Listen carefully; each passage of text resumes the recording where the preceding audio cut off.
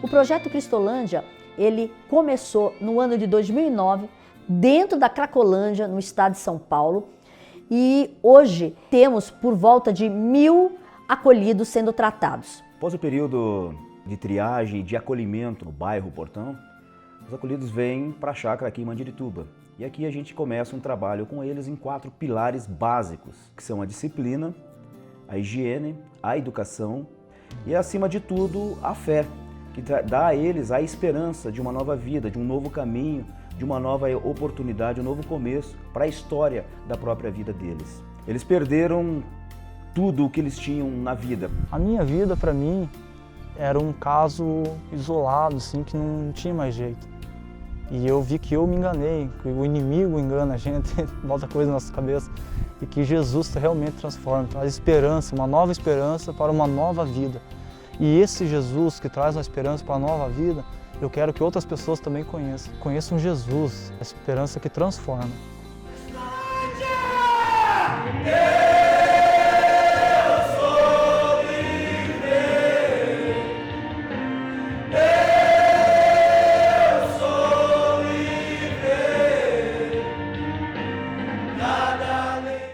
Caros irmãos, bom dia, a graça e a paz do Senhor Jesus. Esse é o mês de missões estaduais, como os irmãos viram, esse é um dos projetos da nossa junta de missões e eu quero continuar incentivando você a participar mais assiduamente da obra missionária que está sendo realizada aqui no estado do Paraná. É mês também de aniversário da nossa igreja, 78 anos. Eu quero parabenizar você por fazer parte desta família. Que Deus abençoe muito a tua vida, que Deus abençoe muito a nossa igreja durante este mês. Eu quero orar com você. Pai, nós te louvamos, Senhor, por nos reunirmos em teu nome. Nós te agradecemos pela oportunidade que o Senhor nos dá e pedimos que o Senhor abençoe a nossa manhã, o nosso tempo de oração, o nosso louvor, o estudo que teremos, que o que fizermos, ó Deus, glorifique o teu nome, promova a nossa edificação e que a tua palavra, Pai, seja anunciada. Abençoa as nossas missões, os nossos missionários, os projetos que têm sido desenvolvidos.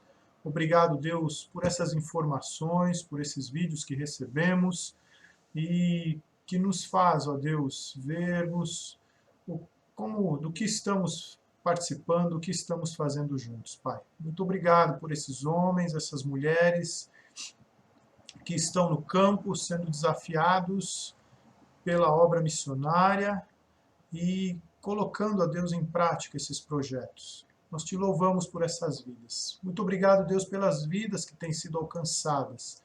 Vidas que estavam fadadas à destruição, agora estão sendo construídas, estão sendo trabalhadas pela tua palavra, através da nossa junta de missões e dos missionários, Pai. Nós te louvamos e nos alegramos, Senhor, e que essa alegria nos motive a participarmos. Obrigado, Senhor, por nossa igreja, por esses 78 anos de vida aqui na cidade de Cornélio Procópio. Obrigado, Senhor Deus, pela perseverança do nosso povo aqui. Muito obrigado, Deus, pela permanência dos nossos irmãos no Evangelho. Obrigado, Deus, por essas pessoas que lá no passado se dispuseram a plantar aqui essa igreja, se dispuseram a serem pioneiros aqui no trabalho batista, Pai. Muito obrigado, Deus. E que nós, Pai, tenhamos no nosso coração a disposição sempre, ó Deus, de deixarmos um lugar seguro, deixarmos o nosso legado para as próximas gerações, para que lá, Senhor Deus, no futuro, eles também se alegrem com a nossa passada por aqui, Pai. Obrigado por essa oportunidade que o Senhor nos dá, tão rica, de participarmos do que o Senhor está fazendo, de sermos cidadãos do Teu reino. Nós te louvamos, Pai, e te pedimos as Tuas ricas bênçãos sobre a vida da nossa igreja. Em nome de Jesus. Amém.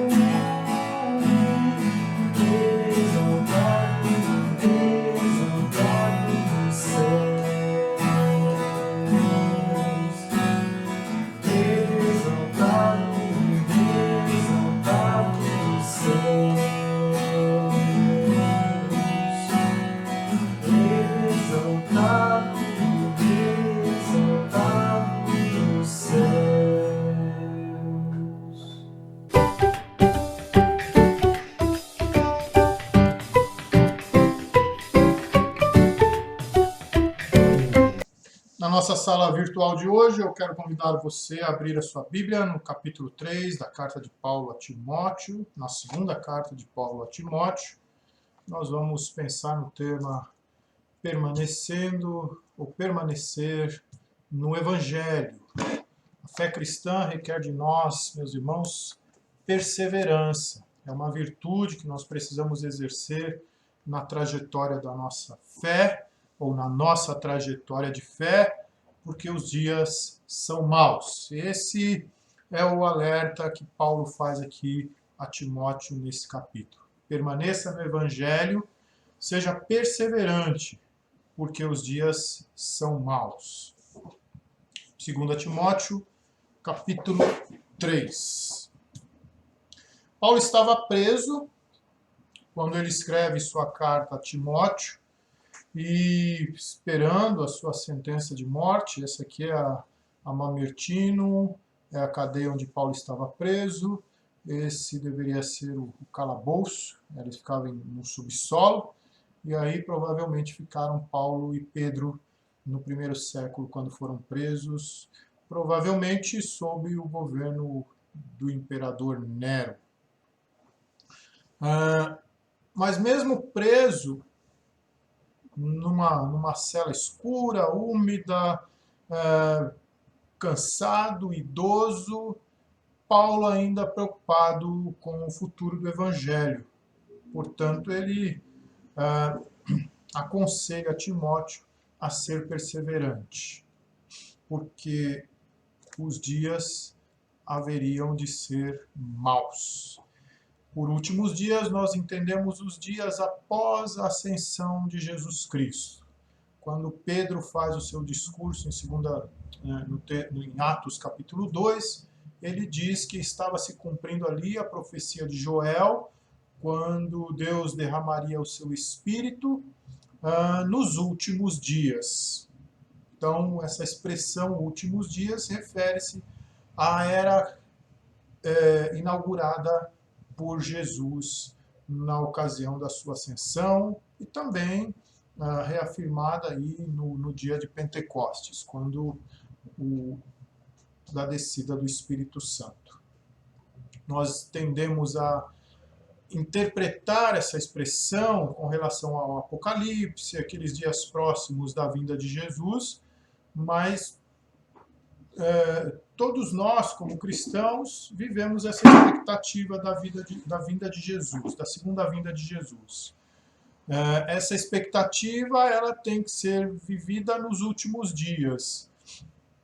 Nós não sabemos quando Jesus virá, então, desde que o Evangelho começou a ser pregado pelos apóstolos de Jesus, nós vivemos, então, esses últimos dias. E Paulo diz que eles haveriam de ser maus, tempos difíceis, tempos complicados. Nos últimos dias haverá tempos muito difíceis, diz o versículo 1 do capítulo 3. E esses tempos difíceis seriam produto de um procedimento equivocado, de um procedimento pecaminoso do ser humano, que no decorrer da história vai se distanciando de Deus. Se você olhar, meus irmãos, para o ser humano, quanto ele vai se distanciando de Deus na sua história. E ao mesmo tempo se tornando um ser cada vez mais artificial. Apesar da presença da igreja e das conversões, e de muita gente se aproximando de Deus, de muita gente se convertendo, de muita gente entregando a sua vida a Jesus, de muita gente vivendo de fato o Evangelho de Cristo, ao mesmo tempo que isso acontece na era da igreja, também o contrário acontece. Os homens vão se distanciando de Deus. Chegamos a um tempo na história em que a descrença se torna, entre aspas, possível. Do século XVIII para cá, fala-se em ateísmo. Discute-se a possibilidade da inexistência de Deus. Tamanho aí o processo de distanciamento do homem de Deus. Então, Paulo diz que nestes últimos dias nós enfrentaríamos tempos difíceis por causa desse efeito do pecado que a cada momento da história, do transcorrer da história, vai afastando o homem de Deus. Paulo então descreve esses homens para Timóteo. Os homens são maus quanto à sua conduta moral, né? Dentro dessa questão da moralidade, a primeira delas é o amor deles está mal dirigido, o amor deles está dirigido a si mesmo, são egoístas, veja aí, porque as pessoas só amarão a si mesmas e ao dinheiro, serão arrogantes e orgulhosas. Então, egoístas vão amar a si mesmos, avarentos vão amar ao dinheiro. O texto também diz que eles serão orgulhosos, arrogantes e blasfemadores. Antes disso, vamos voltar aqui um pouquinho nessa questão do amor ao dinheiro. O texto diz que eles vão amar mais aos prazeres do que a Deus. Diz assim: serão arrogantes, orgulhosos, zombadores de Deus, desobedecerão aos seus pais e serão ingratos e profanos. Não terão afeição, nem perdoarão, caluniarão outros e não terão autocontrole. Serão cruéis e odiarão o que é bom, trairão os amigos, serão imprudentes e cheios de si, e amarão os prazeres em vez de amar a Deus. Versículo 4. Ok? Então, um amor extremamente equivocado, um amor mal dirigido, um amor dirigido pelo egoísmo, um amor dirigido pela avareza, um amor dirigido pelos prazeres e distanciado de Deus. Não vão amar a Deus. Esses homens serão orgulhosos, arrogantes, blasfemadores, pessoas que têm opinião exagerada sobre si mesmas, menosprezam as outras e falam mal. Pessoas que usam as outras pessoas. A vida familiar está deteriorada, especialmente a atitude adotada por alguns jovens em relação aos pais. Ele fala que serão desobedientes aos pais, ingratos, irreverentes, desafeiçoados, implacáveis. Descreve a situação de jovens revoltados que não querem ter diálogo, que não querem conversar com seus pais. É uma característica do jovem, um certo distanciamento dos pais, porém o respeito, o amor, os princípios ensinados, naturalmente eles devem ser colocados em prática. Mas o que Paulo está falando é que isso também vai se deteriorar nesses últimos dias. A vida familiar vai se tornar um caos. Olhando para essas características, nós vamos fazendo aqui um link com o nosso contexto, com o nosso mundo. Os nossos dias, os dias que nós vivemos, o presente, o século XX, o século XXI, ano 2020, são dias maus. Os homens que Paulo está descrevendo aqui, eles estão presentes no nosso dia. São mal agradecidos e mal criados, caluniadores, na verdade, essa palavra vem do grego diabolos, que quer dizer mentirosos, homens cruéis, sem domínio de si, sem autocontrole, se entregam mesmo à violência, aos prazeres. E o coração deles está cheio de maldade, maquina o mal o tempo todo. Referindo-se aí a Provérbios. Muito bem. Além disso, serão traidores e atrevidos, pessoas obstinadas, em quem não se pode confiar, não se detém diante de nada para obter seus próprios propósitos. Quando o coração do homem está ocupado por algo que não é Deus, o ser humano se transforma nisso que nós vemos aqui. Okay? Muito bem, então, quanto à conduta moral, está aí. Quanto à conduta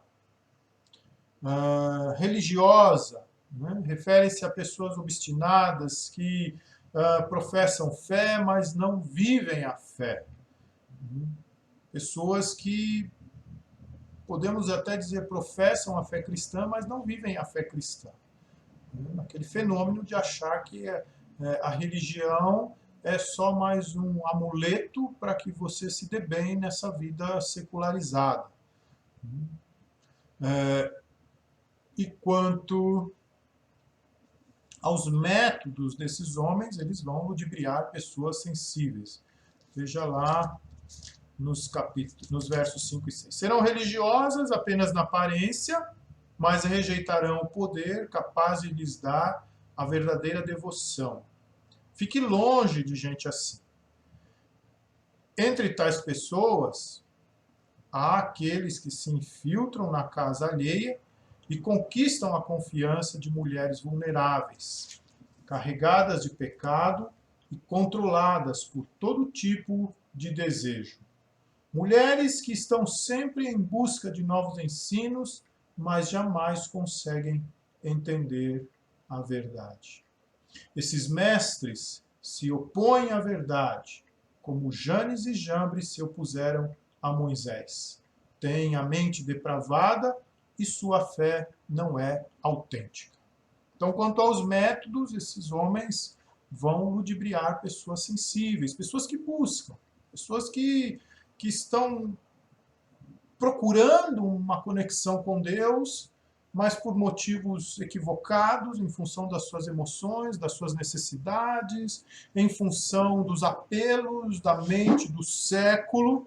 Então, essas pessoas vão buscar, e esses homens estão atentos a essa necessidade, a essa sensibilidade, e abarcam para si essas pessoas, ludibriam essas pessoas, enganam, e têm grandes vantagens a partir delas.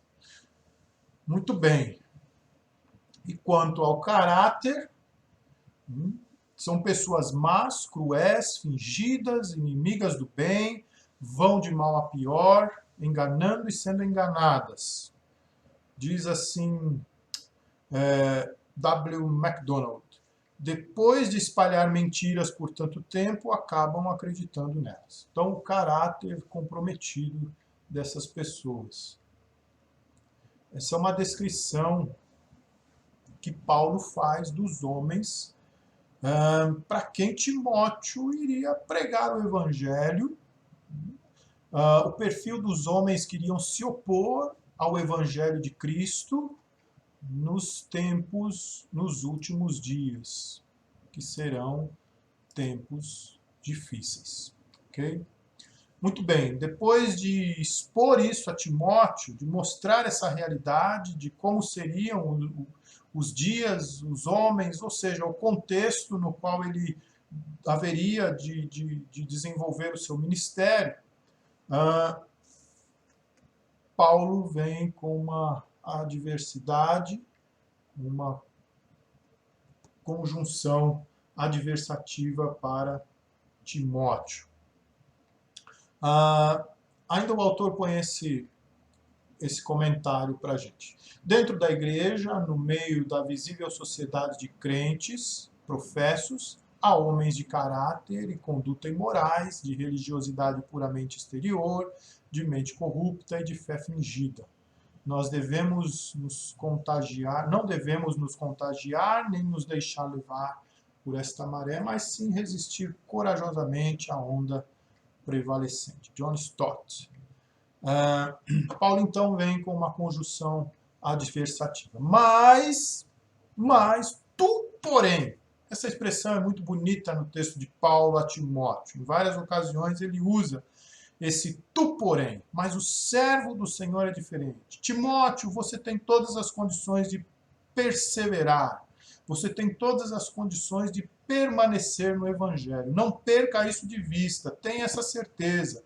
Use essa verdade para manter-se firme no teu trabalho de servo do Senhor. Tu, porém, mais o servo do Senhor. Eu vou ler aqui um comentário. Quando John Stott escreveu o comentário sobre a segunda carta de Paulo a Timóteo, deu este título ao livro, Tu, porém. Ele escreveu no prefácio as palavras que para mim sintetizam esta epístola. São as duas palavrinhas tu porém, que aparecem 4 vezes aparecem 4 vezes nesta epístola. 2 dessas vezes aparecem nos versículos 10 e 14 aqui da nossa cartinha. Então, aqui na minha Bíblia, na versão transformadora, está: mas você, tu, porém, sabe muito bem o que eu ensino, como vivo e qual o meu propósito de vida. Conhece minha fé, minha paciência, meu amor, minha perseverança. Sabe quanta perseguição e quanto sofrimento suportei e o que me aconteceu em Antioquia, Icônio e Listra. O Senhor, porém, me livrou de tudo isso. Sim, e todos que desejam ter uma vida de devoção em Cristo Jesus sofrerão perseguições. Mas os perversos e os impostores irão de mal a pior. Enganarão outros e eles próprios serão enganados. Tu, porém, deves permanecer fiel àquilo que lhe foi oferecido. Sabe que é a verdade, pois conhece aqueles de quem aprendeu. Desde a infância lhe foram ensinadas as sagradas Escrituras, que lhe deram sabedoria para receber a salvação que vem pela fé em Cristo Jesus. Toda a Escritura é inspirada por Deus e útil para nos ensinar o que é verdadeiro e para nos fazer perceber o que não está em ordem em nossa vida. Ela nos corrige quando erramos e nos ensina a fazer o que é certo. Deus a usa para preparar e capacitar seu povo para toda boa obra. O servo do Senhor é diferente.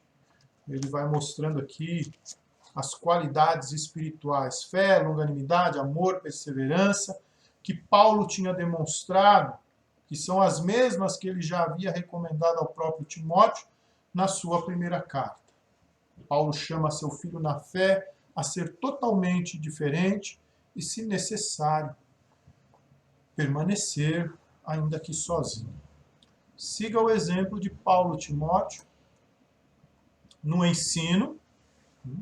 Você abraçou o ensino de Paulo, você sabe o que ele fez, você viu que ser um missionário, ser um pregador, ser um anunciador do evangelho não é algo simples, requer pagar um preço alto, requer sofrimento. No procedimento, observe a vida do apóstolo e passe a imitá-lo. No propósito, afaste-se da moral do mundo, desses homens maus, foge desses homens. Na fé,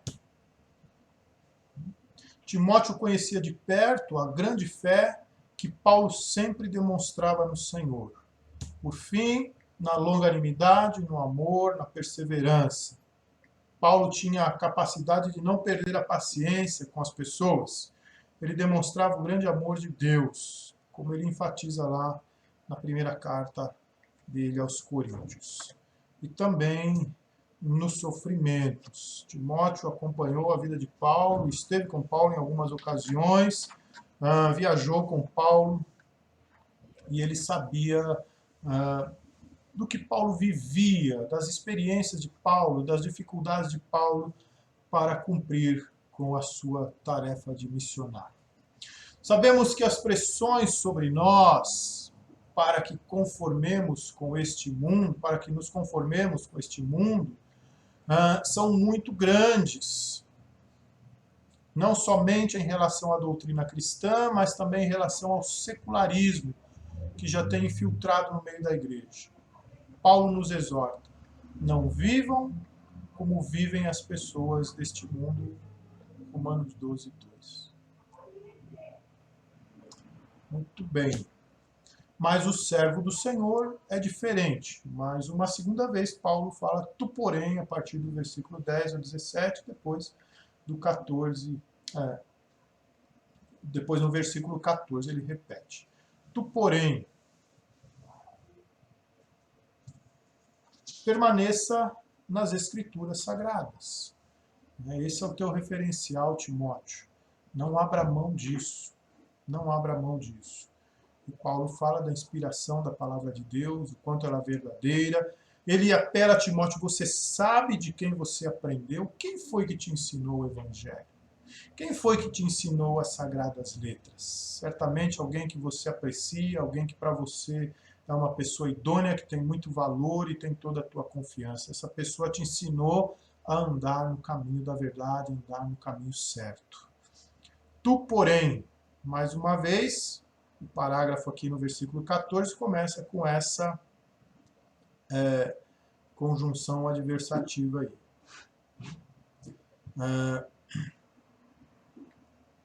Permaneça nas Escrituras. Você sabe a origem das Escrituras, de onde elas vieram, e você sabe do propósito da Escritura, da sabedoria que leva à salvação. É útil para ensinar a verdade, é valiosa para condenar o erro, é útil para corrigir as faltas e, acima de tudo, é valiosa para ensinar a maneira certa de viver. E isso para que o servo de Deus esteja completamente preparado e pronto para fazer todo tipo de boas ações. Ok, Paulo então faz essa distinção aqui interessante sobre os homens maus dos últimos dias, dos tempos difíceis, com o servo do Senhor, que é compassivo, é longânimo, é paciente, sabe aonde buscar a sua fonte de conhecimento, a sua energia para o trabalho, conhece as Sagradas Letras, sabe por quem foi ensinado. E nós, então, trazemos para nós o apelo de Paulo. Tu, porém, permanece naquilo que você aprendeu. Tu, porém, sabe muito bem do que você aprendeu. Você conhece bem o ensino que lhe foi dado. Nós vivemos dias maus, meus irmãos. Nós vivemos esses últimos dias e cada período da história que a igreja vive isso, ele é o mais intenso. Porque ele vai crescendo, esse distanciamento do ser humano secularizado de Deus vai crescendo. E cada vez mais as características desses últimos dias nos homens maus vai se acentuando. Então nós vivemos esses dias na sua maior intensidade. A maldade do mundo, ela acontece hoje na sua maior intensidade. Esse distanciamento do homem de Deus acontece hoje na sua maior intensidade. São dias maus, são os últimos dias, são dias difíceis. Tu, porém, permanece naquilo que você aprendeu. Você conhece as Sagradas Letras e sabe de quem você aprendeu. Olhe para quem te ensinou as Sagradas Letras e tenha-o como exemplo. Como Paulo fala a Timóteo aqui, você sabe como é que eu procedi, então faça assim também. Perseverar. Perseverar é a palavra. A nossa fé é uma fé de perseverança, porque os dias são contrários a ela, os dias são hostis à fé, à pregação, à anunciação da palavra de Deus e a vivência da palavra de Deus. Eu encerro então com esse apelo a você que Paulo faz a Timóteo, ele nos apela a nós também. Então nós temos esse versículo do Salmo 119, os 3 versículos. Ó, como eu amo a tua lei. Durante todo o dia penso nela e em como obedecer melhor os teus mandamentos, porque tomo todas as decisões só depois de pensar bastante sobre a tua vontade revelada. Guarde isso no teu coração e que seja esse o propósito maior da tua vida. Deus te abençoe. Fique agora consigo, mestre. No episódio de hoje, Jesus e a mãe que estava triste. Quero orar com você. Pai, que a tua graça, o teu amor, as consolações do teu Espírito estejam sobre todos nós, hoje e para sempre. Te peço ainda, Deus, que as nossas crianças sejam abençoadas com a história que vai ser contada agora. Muito obrigado, Deus, por esse trabalho que está disponível e que podemos desfrutar dele. Em nome de Jesus. Amém.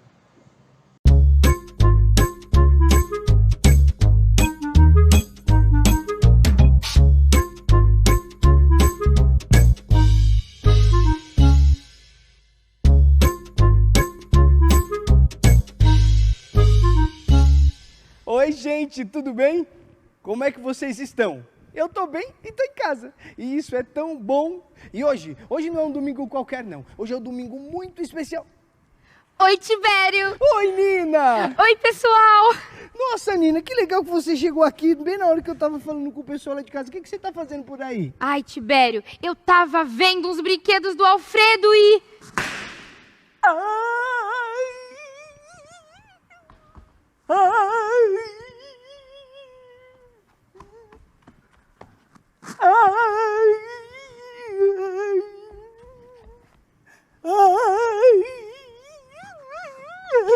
Quinzinho, o que aconteceu com você? Eu martelei o meu dedo. Você martelou o seu dedo? Mas qual dedo foi? Pode ter sido esse, mas pode ter sido os dois ao mesmo Foi tempo esse também. aqui. Mas, Quinzinho, você tá bem? Não, eu quero a minha mãe. Eu quero a sua mãe. Eu quero qualquer mãe. Mas, Quinzinho, me fala, como é que você conseguiu martelar esse dedo? Sabe o porta-retrato que o Alfredo me ensinou? Então, eu peguei ele e depois... O quê? O porta-retrato que o Alfredo me ensinou. Eu peguei ele e botei aqui. O que que você falou, Quinzinho? O Alfredo que o porta-retrato me ensinou. Eu peguei ele e botei aqui. Quinzinho, já chega. Tenta falar sem chorar agora. O que aconteceu? O Alfredo que o porta-retrato... Não, respira. Não, Quinzinho, não, para de chorar. Segura aí um pouquinho essa emoção, Quinzinho. Fala pra mim, o que foi que aconteceu? O Alfredo me ensinou um porta-retrato. Uhum. Aí eu fui lá, peguei o martelo e martelei. O porta-retrato? Meu Deus. Mas, Quinzinho, você não sabe? Se você for usar ferramentas, tem que ter a ajuda de um adulto. Eu sei disso, Nina, mas é que era o Dia das Mães e eu queria muito fazer uma surpresa pra minha mamãe. Mas agora, Tibério, eu só quero que ela cuide de mim. Mas era exatamente isso que eu tava falando pro pessoal lá de casa. Ah, como se martela um dedo? Não. Tava dizendo que hoje é o Dia das Mães e que as mães cuidam muito de nós. E agora é a hora perfeita pra gente contar uma história sobre mães. O quê? O quê? O quê? O quê? O quê? O quê? O quê? O quê? O quê? O quê? O quê? O quê? O quê? Que legal! Eu adoro histórias! Mãe, são 3 letras pequenas as deste nome bendito. 3 letras e nada mais, e nelas cabe o infinito. E palavra tão pequena confessam mesmo os ateus. És do tamanho do céu e apenas menor do que Deus. O mestre Jesus fazia de tudo para ensinar. Caminhava em direção ao seu povo para espalhar o amor e o reino de Deus. Jesus ia de cidade em cidade, amando e anunciando. Felizes são os que choram. Deus os conhece mais que ninguém. Então sejam o mais honesto que conseguirem. Então, numa dessas caminhadas, Jesus encontrou um funeral.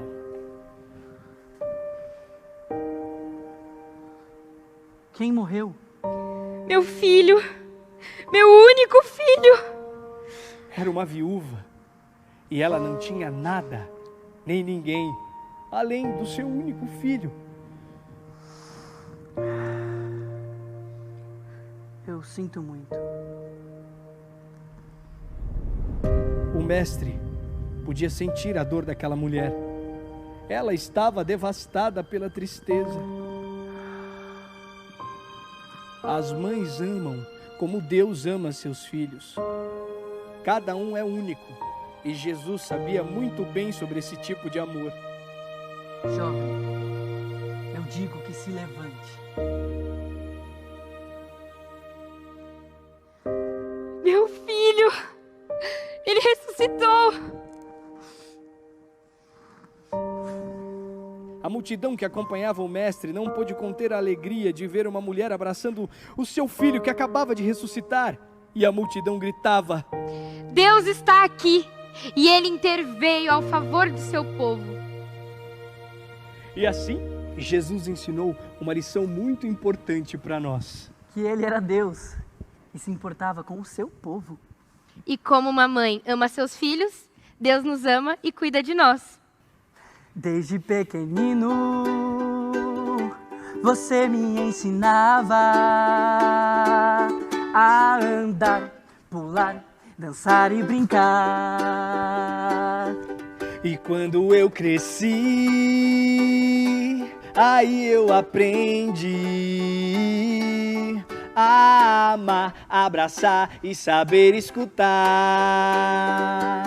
Mamãe, fique comigo, pra quando eu errar e me machucar, você está lá. Mamãe, fique comigo, pra quando eu errar E me machucar, você está lá. E nesse dia de Dia das Mães, Jesus vai visitar a casa de cada mãe com muita alegria. Ele vai entregar cada filho e cada filha nas mãos de suas mães. E mesmo na lembrança daqueles que não estão tão perto, Ele vai transbordar de felicidade o coração de cada mãe. Deus sabe amar, as mães sabem amar. Que tal essa história, Nina? Ai, Tibério, ela me anima. Que tal essa história, Quinzinho? Eu tô cuidadinho. Exatamente. Jesus cuida de nós, do seu reino, como uma mãe que cuida dos nossos machucados, do corpo e da alma. E você aí de casa, o que você achou dessa história? Você promete que quando a gente se encontrar no Ibabe Criança, você vai contar pra gente como é que foi esse Dia das Mães aí? Por favor, por favorzinho. Então é isso. Até a próxima história. Tchau, Tchau, pessoal. Feliz Dia das Mães! Mamãe, fique comigo, pra quando eu errar e me machucar, você está lá.